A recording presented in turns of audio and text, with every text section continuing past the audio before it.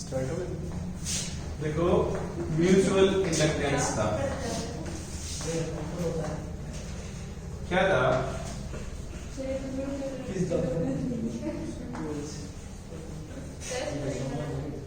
यहां पर ये मेरे पास कॉइल 1 है, ये इंडक्टिंग कॉइल 2 है।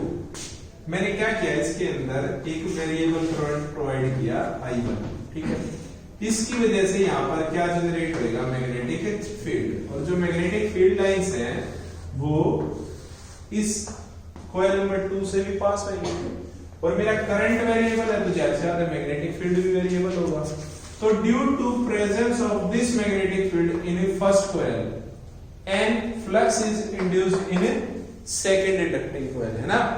Due to presence of this magnetic field यहां पर क्या इंड्यूस होगा, एक फ्लक्स। तो उस फ्लक्स की वैल्यू क्या होगी, V1 into area of second.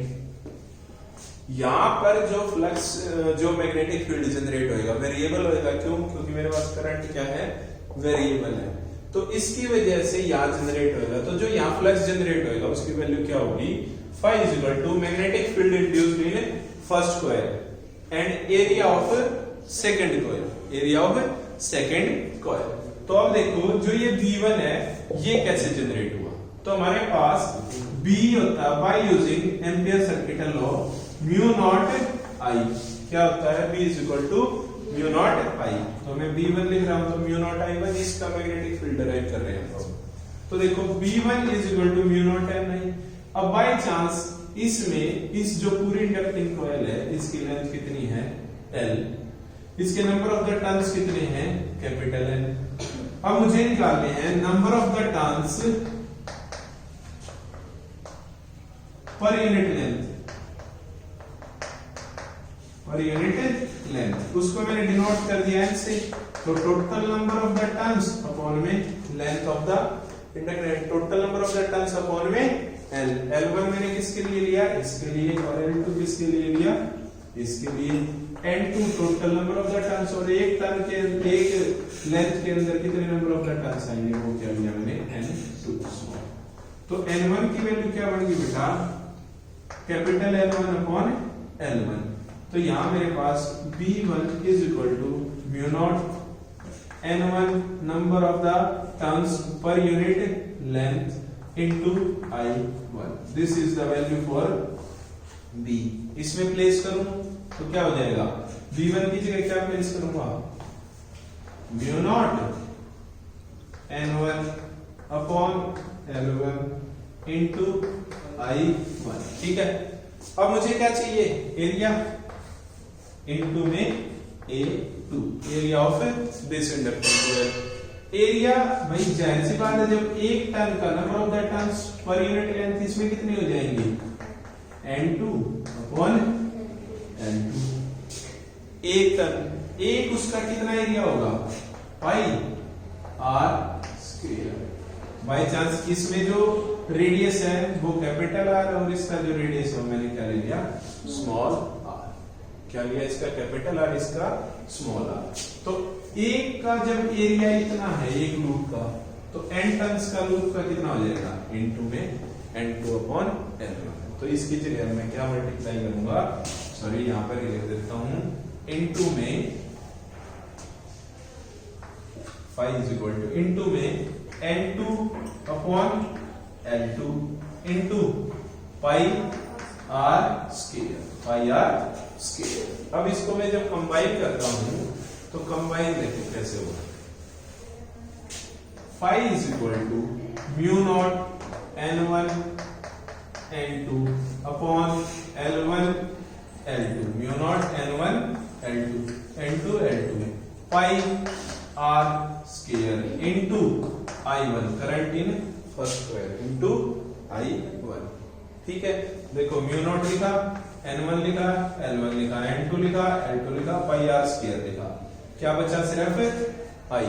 अब देखो जो मेरा जो फ्लक्स है, जो मेरा फ्लक्स है वो किस किस चीज के ऊपर, mu naught is a constant value, number of the turns in first inducting coil क्या है, कांस्टेंट है, into number of the turns in second constant, length of the first, length of the second both are constant, pi की value constant, radius of the second, radius of the second inducting coil भी क्या है, constant. तो इन सारी constant की जगह मैंने एक चीज क्या लिख ली, m, this is the coefficient of mutual inductance. वो टोटली डिपेंड किसके ऊपर करता है, जो हमारा कोएफिशिएंट ऑफ म्यूचुअल इंडक्टेंस है वो किसके ऊपर वो करता है बेटा, डिपेंड किसके ऊपर करता है, म्यू नॉट, या तो म्यू नॉट चेंज हो, या number of the turns in first coil change हो, या number of the turns in second coil change हो, या उसका रेडियस चेंज हो, या फिर लेंथ चेंज हो।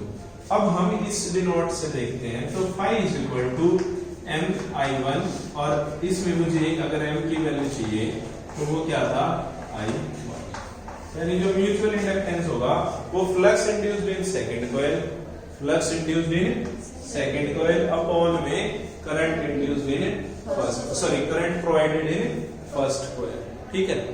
तो इसका मतलब जो m की वैल्यू है वो phi और i पर डिपेंड करती है। नहीं, इस रिलेशन से तो मुझे यही पता चला कि m डायरेक्टली प्रोपोर्शनल है फ्लक्स के, फ्लक्स तब जनरेट हो रहा है जब m जनरेट होगा, और जो m है वो इनवर्सली प्रोपोर्शनल है i1 के। जितना ज्यादा करंट इंड्यूस होगा, जितना ज्यादा करंट प्रोवाइड करूंगा उतना ही कम होगा मैग्नेटिक इंडक्शन, मेरे पास म्यूचुअल इंडक्टेंस कम होगा। ये क्या है, सिर्फ हमारे न्यूमेरल वैल्यूज के लिए था, हमने कुछ न्यूमेरिकल्स में ये टर्म यूज की है, मन से किया ना बेटा। तो क्या है, जैसे ओम्स लॉ है, ओम्स लॉ क्या है, V is equal to IR। कई बार हम R की वैल्यू क्या लिखते थे, V अपॉन I, किया होगा, बहुत बार किया होगा। अब इस रिलेशन को समझते हैं बिल्कुल इसकी तरह, R उतना ही ज्यादा बढ़ेगा जितना ज्यादा पोटेंशियल डिफरेंस बढ़ेगा, नहीं कभी नहीं बढ़ता। क्या R डायरेक्टली प्रोपोर्शनल है पोटेंशियल डिफरेंस के, या R इनवर्सली प्रोपोर्शनल है करंट के, लेकिन फिर भी हम इसको न्यूमेरिकल में यूज करते थे ना, करते हैं ना। ऐसे ही मेरा ये mi है, ऐसे ही क्या था मेरा mi, क्लियर है। तो ये सिर्फ हम न्यूमेरिकल्स को सॉल्व करने के लिए यूज करेंगे, रियल में ये टर्म मेरी क्या है, गलत, मेरी क्या बुक में भी गिवन है ये तो, ठीक है।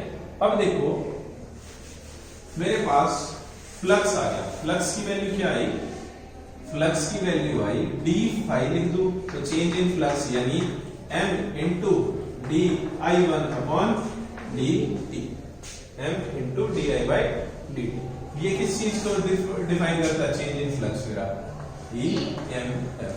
EMF क्या होता है, rate of change of flux with respect to time, तो d i1 upon dt। Sign कौन सा रहेगा, माइनस, साइन कौन सा रहेगा, माइनस, ठीक है।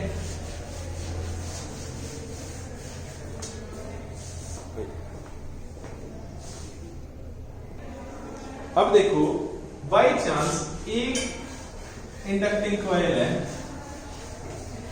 और इसके अंदर एक दूसरी इंडक्टिंग कॉइल है, एक इंडक्टिंग कॉइल है और एक इसके अंदर दूसरी इंडक्टिंग कॉइल है।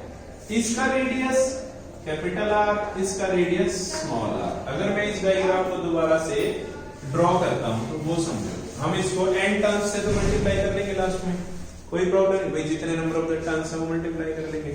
मैं इसको एक लूप ले लेता हूं, एक लूप और दूसरा लूप। कल हमने इसका न्यूमेरिकल भी किया था कि दो इंडक्टिंग कॉइल है, एक दूसरे के ऊपर रैप्ड है, एक दूसरे के ऊपर रैप्ड है, और उसके लिए हमारे पास फॉर्मूला आया था म्यू नॉट I1 2 पाई r स्क्वायर अपॉन R2R2, ऐसा ही फॉर्मूला था ना कल। तो ये देखो this one is R1, this one is R2, मैंने इसके अंदर क्या करंट प्रोवाइड किया, I2 है ना, R2, ये है कॉइल 2, ये है कॉइल 1। मैंने बार वाली के अंदर, तो सॉरी बार वाली को करंट प्रोवाइड किया, तो यहां पर क्या इंड्यूस होगा, फ्लक्स इंड्यूस होगा ना। अब वो फ्लक्स इंड्यूस किसकी वजह से होगा, due to magnetic field of second coil, of second coil. तो फाई क्या हो जाएगा, B2 इंटू A1, यानी C2 का तो मैग्नेटिक फील्ड और C1 का एरिया, C1 का एरिया। जब मेरे पास एक लूप होता है, सर्कुलर लूप होता है, तो उसके सेंटर पे, जाहिर सी बात है ये इसके सेंटर पे ही है, कोसेंट्रिक लूप्स है मेरे पास। तो क्या हुआ, ये एंगल बनाता है 90 degree. This one is dn, this one is r। ये पॉइंट सेंटर से जब लूप के अंदर मेरा करंट जा रहा है I, तो मेरे पास by using Biot Savart's law dB is equal to mu naught upon 4 pi into I dl sin theta upon r square. ऐसा ही था। तब यहाँ पर जो ये सर्कुलर लूप बन रहा है, तो एंगल कितना रहेगा 90 डिग्री। तो sin 90 क्या हो गया 1, sin 90 क्या हो गया 1। मुझे किस चीज की वैल्यू चाहिए, B2 की, या क्या है dB, change in magnetic field है। तो मैंने क्या किया, integrating both sides, integrating both sides किया, तो dB का क्या बन गया B, mu naught upon 4 pi constant value into I, constant value है, क्या चेंज हो रहा है upon r square, constant value. किसकी इंटीग्रेशन होगी इस बार, विद रिस्पेक्ट टू dl। और जब सर्कुलर लूप में चल रही है तो dl का इंटीग्रेशन क्या आएगा, सरकमफ्रेंस ऑफ द सर्कल। क्या आएगा, सरकमफ्रेंस ऑफ द सर्कल। तो क्या आएगा, इनटू में 2 by r, 2 by r, 2 by 2 r से r कट। तो मेरे पास रिलेशन क्या है मैग्नेटिक फील्ड का, mu naught I upon 2r, mu naught I upon 2r। तो यहां पर जो इसकी वजह से मैग्नेटिक फील्ड बनेगा वो कैसे बनेगा, 5 इज इक्वल टू B2 की value mu naught upon 2 into I 2 दिया इसको, तो I2 जो भी करंट प्रोवाइड किया अपॉन में R। अब इसका R कितना था R2, अपॉन में R2 into area of first coil. First coil का क्या रहेगा R1, तो इनटू में पाई R1 स्क्वायर। रिलेशन चेक करो, तो जो मैग्नेटिक फ्लक्स हो जाएगा वो क्या हो जाएगा, mu naught I2 upon 2R2 into पाई R1 स्क्वायर। ये कब होगा, जब दो इंडक्टिंग कॉइल क्या होंगी, कोएक्सियल होंगी। क्या होंगी, कोएक्सियल। नया ऐसा ही रिजल्ट देखो विवांशी, हाँ बुक में होना चाहिए, कल ही देखा हमने।